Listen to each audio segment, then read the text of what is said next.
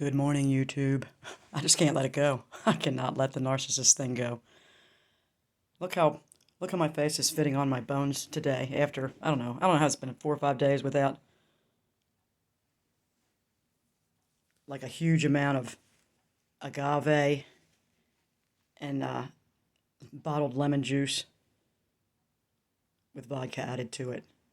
And fruit tea. You gotta add the fruit tea. But anyway, you don't have to. If you're really lazy like I got, you're just making shit lemonade and putting the vodka in it. But look at that. Look at my face. God dang it, Bobby. Anyway, wow, right? I mean, this is just rolling out of bed, not even looking in the mirror. Anyway, I'm impressed with myself. I'm like, yeah, I did. I jumped off the wagon. I call it jumping. When you're on the wagon, that's like, to me, you're just riding along like somebody else is dragging it. I feel like the term should be the opposite.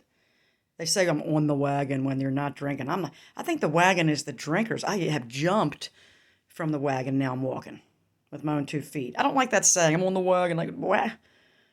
No, man. And now I'm on my own 2 feet. Anyway, I know. Look at that. Wow. I'm like impressed. What am I going to look like in a week? Damn, I'm going to look like I'm 30 years old, right?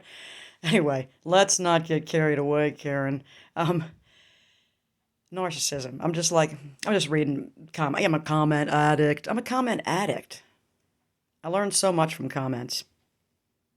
At any rate, someone talking about their mom being, a terrible narcissist and trying to come to terms with the fact that it was not personal against her.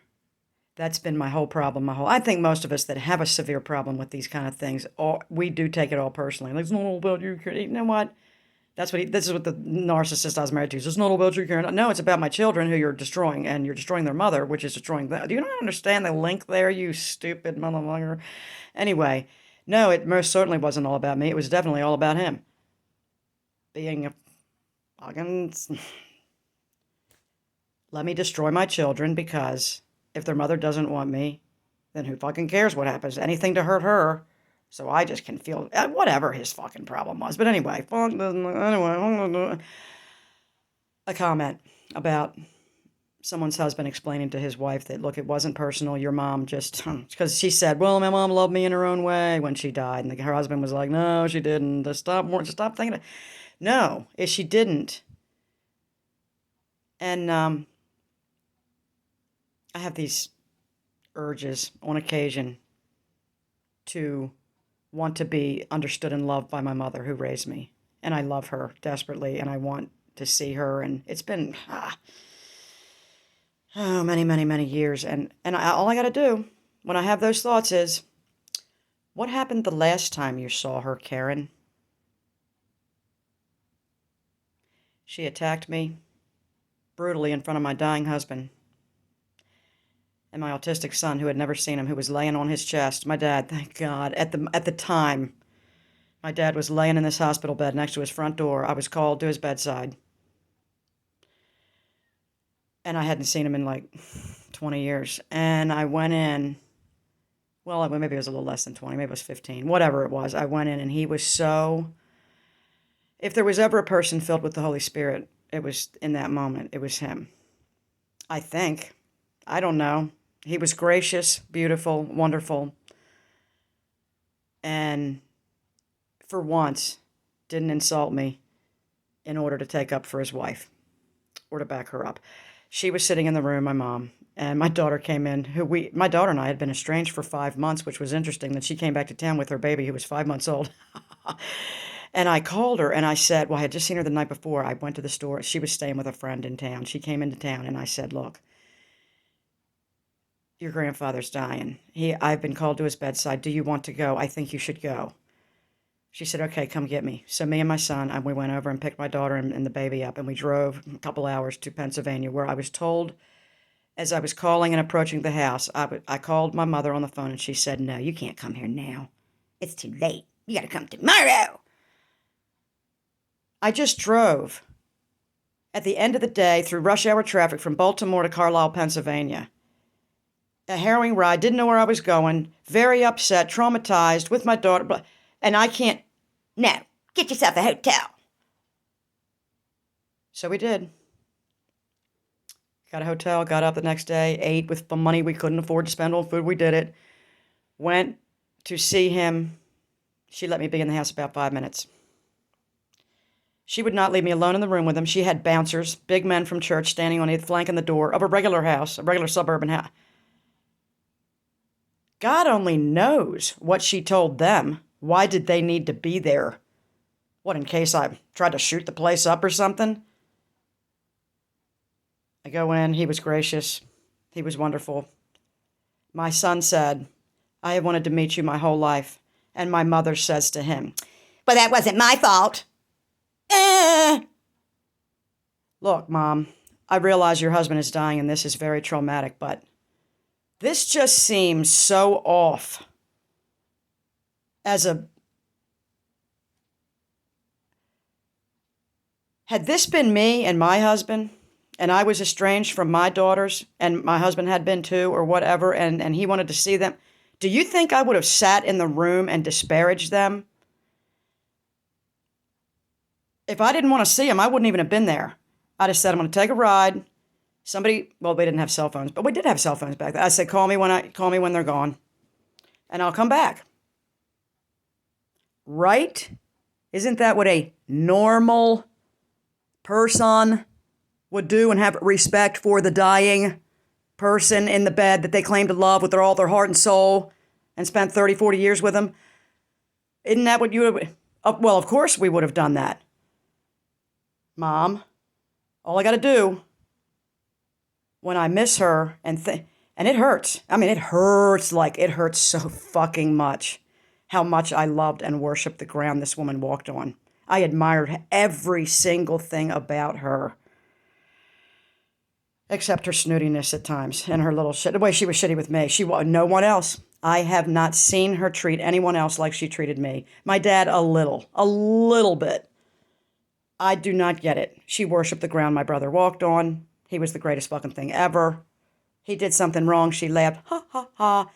It was just so fucking disgusting. So when I miss her, and I do, I don't worry about that part. What I want when I have the urge to talk to her, and just, man, if I could just sit with her and have coffee and just be like, Mom, none of this was worth it. What is wrong?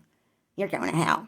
You're so disgusting. You didn't stay married to your first husband, and you're just an adulteress forever and ever, and you're just a fucking whore, and you're just whore of Babylon, and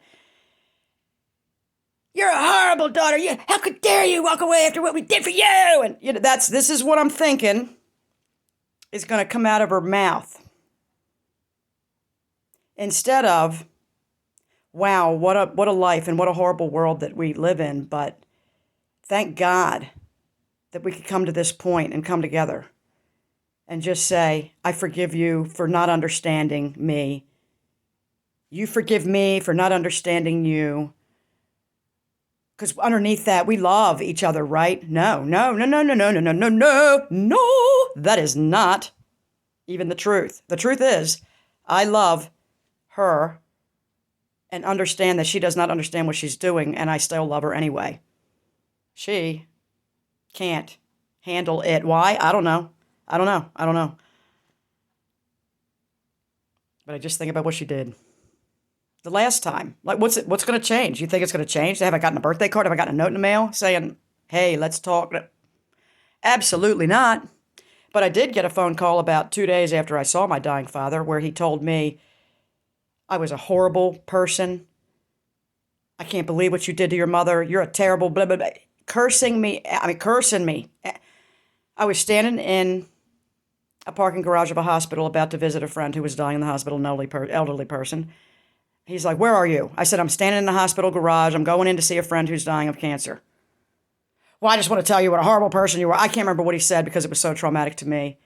I was just sobbing my head off. I went and talked to this guy that was counseling me at the time, and he's just like, look, he cannot.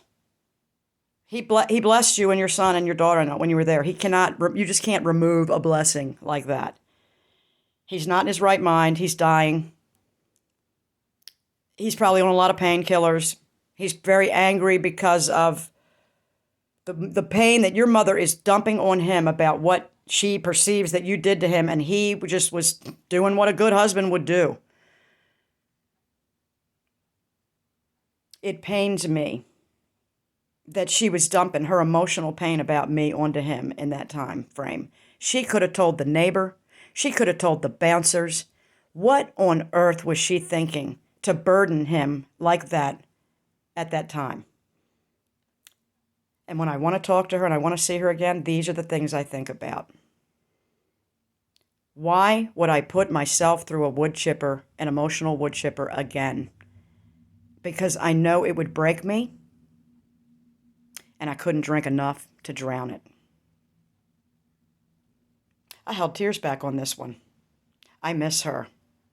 What do I miss? Is it a figment of my imagination? Was she real? I believe she was real underneath of that, whatever the fuck it all was. But maybe I'm fooling myself. Am I delusional? Possibly. I think I've been plenty delusional my whole life.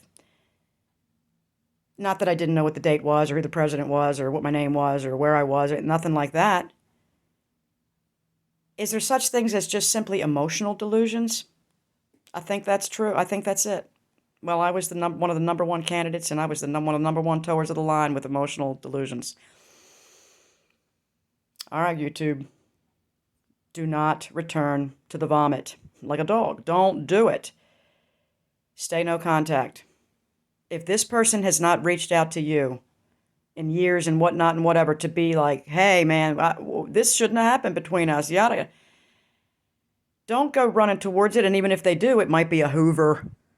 So be aware. I mean, you can respond once, and if it turns out to be a Hoover, then you can be assured for the rest of your life that you never have to answer them again. All right. Getting ready to ride over the Bay Bridge again. See you later, YouTube.